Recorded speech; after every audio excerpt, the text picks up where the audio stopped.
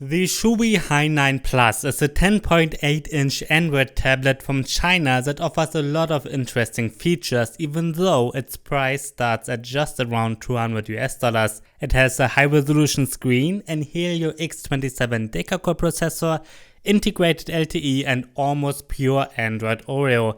Additionally, you can get it with an optional keyboard cover and an active stylus. Well, how good is this China tablet? I'm NJ for mynexttablet.com, and that's what you will find out in my Shui Hi 9 Plus review.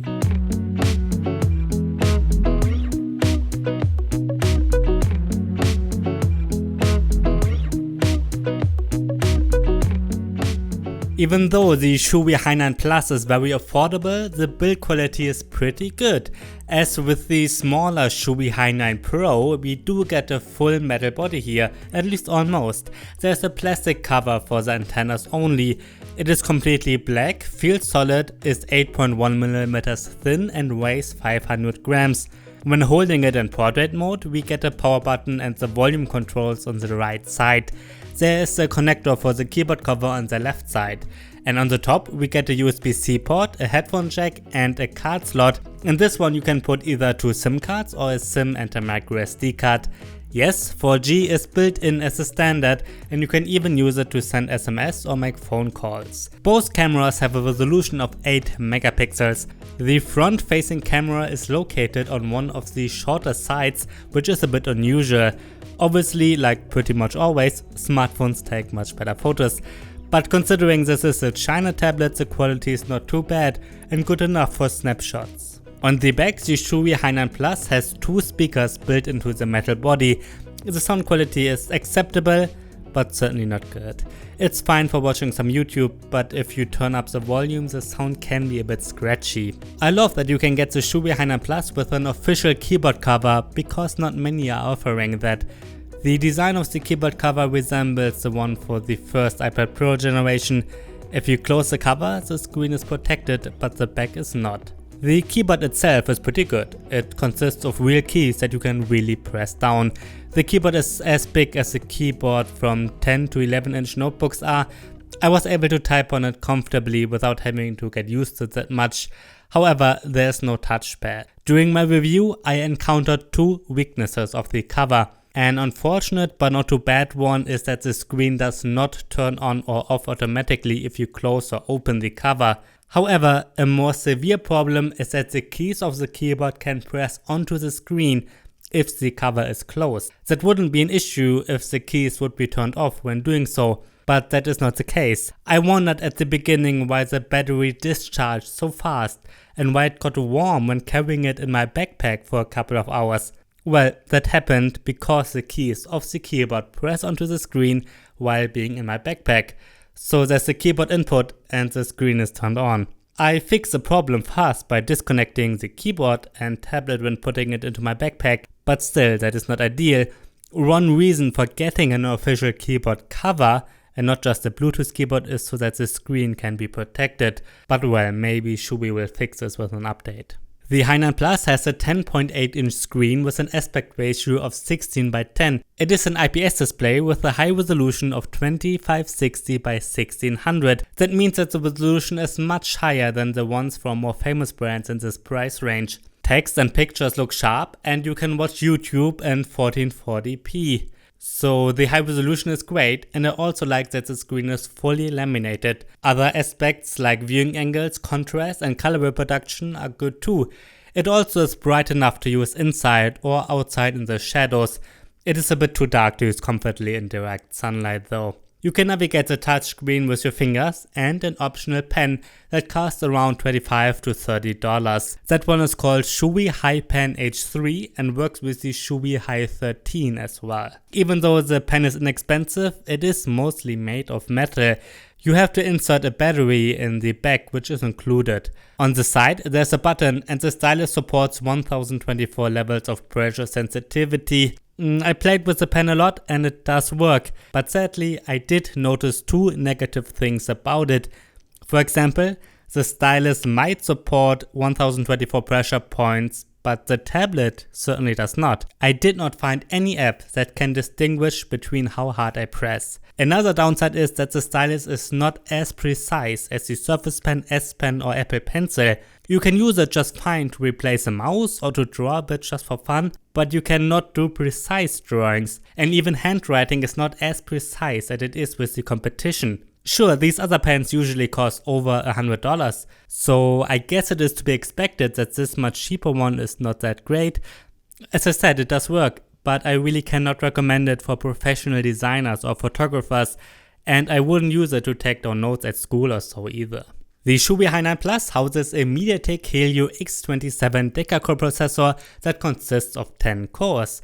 2 of those are clocked at up to 2.6 GHz. Additionally, we get 4GB of RAM and a 64GB internal storage.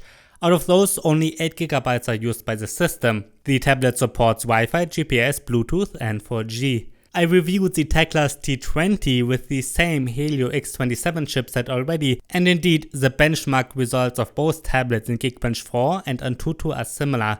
If you look at these alone, the Shubi Hi9 Plus could almost be seen as a high-end tablet performance-wise. However, those are benchmarks. In reality, the performance is more similar to the Samsung Galaxy Tab A10.5 or Lenovo Tab B10, which are middle-class tablets. That's not bad though, because both usually cost around $100 more, but still, don't get fooled by benchmarks alone. The performance of the Hi9 Plus is good enough for most things. You can surf the web in Chrome, watch YouTube and edit photos in Lightroom without any big issues. I think it would have been better for Shubi though to choose a lower resolution for the screen, because sometimes the UI can seem a bit laggy, but you probably won't notice that unless you are very picky. The gaming performance is good enough too, but it certainly is not a perfect gaming tablet. Games like Asphalt Extreme and Mortal Kombat 5 run fine, and I played Into the Dead 2 at medium graphics as well. The same goes for PUBG Mobile. If you set the graphics to balance, it is playable, but you will see some stuttering in between no matter how you set the graphics. Shubi is shipping the Hi9 Plus with Android 8.0 Oreo. That is great because the similar Teclas T20 is running Android 7. Usually, tablets in this price range don't get updated at all. In a Facebook post, Shubi promised to release an update to Android 9 this year for the Helio X27 tablets, though the Hi9 Plus is one of them. I don't know if Shubi will keep that promise. With that being said, they did release an update while I've been reviewing this tablet, so they actually do continue to improve this software. That certainly is a good sign. As I said, it is running Android 8 Oreo right now, and I think it is great that Shubi did not pre-install a heavy UI. In fact, it is pretty much vanilla Android. There are some Google apps pre-installed, as well as a file manager and an FM radio, and there are phone and text messaging apps. As I said, you can make phone calls with this tablet. Well, since Shubi is not using a heavy UI, I don't have that much to say about the software. Again, it is pretty much vanilla Android, and that is great. By the way, like most Chinese tablets, the Shubi Hi9 Plus does not support Netflix in HD. You can watch Netflix, but not in HD. In my standard battery test, the Shubi Hi9 Plus got a runtime of 8.5 hours. For this test, I'm always looping the same HD video at a medium brightness. Sadly, those 8.5 hours are very weak. In reality, you probably won't get an active use time of over 6 hours most of the time. That obviously depends on what you're doing. It is also disappointing that the tablet loses quite a bit of energy while being in standby. If you turn off the screen when the battery shows 100%, it will be empty after about 3 days without actively using it. Alright, that's my review of the Shubi Hi9 Plus. Can I recommend it? Considering its price, the build quality and especially the screen are very good. I also like that we get almost vanilla Android and integrated LTE with the dual SIM slot. While the performance could be better, it is fine for its price. However, the speakers and especially the battery life are pretty bad. Those are typical weaknesses of a lot of China tablets. The main highlight of the Hi9 Plus are the optional pen and keyboard. Both do work, but both are not perfect. I can recommend the pen as a mouse or to play around with only. The keyboard is totally fine to get some work done, but the cover part of it could be better. Inexpensive tablets like the Shubi Hi9 Plus certainly have its place. Usually, you cannot get an Android tablet with a great screen, stylus and keyboard cover for under $300 US. most of the time you have to pay at least $100 more. So I can recommend the Shubi Hi9 Plus if you don't want to spend a lot of money but want a high resolution screen, integrated LTE, almost pure Android, and an optional keyboard. However, you should keep a couple of alternatives in mind too. A direct competitor is the Teclas T20. It is inexpensive, has very similar hardware, but also a fingerprint scanner. You can't get it with a pen or keyboard though, and it is running Android 7. But the interface seems a bit snappier. If you're looking for an 8-inch tablet, you should check out the Shubi Hi9 Pro. I really like that one, and it even is a lot cheaper. The hardware is very similar, but you can't get it with those accessories. An interesting alternative from a more famous brand is the Huawei MediaPad M5 Lite 10. While it has a Full HD screen only, it offers 4 good speakers, a longer battery life, an optional and better stylus, and depending on where you live, prices might be similar. Alright, that's my review of the Shubi Hi9 Plus. If you have any questions, please write me down below. I'm Anjay for mynexttablet.com. Thanks for watching.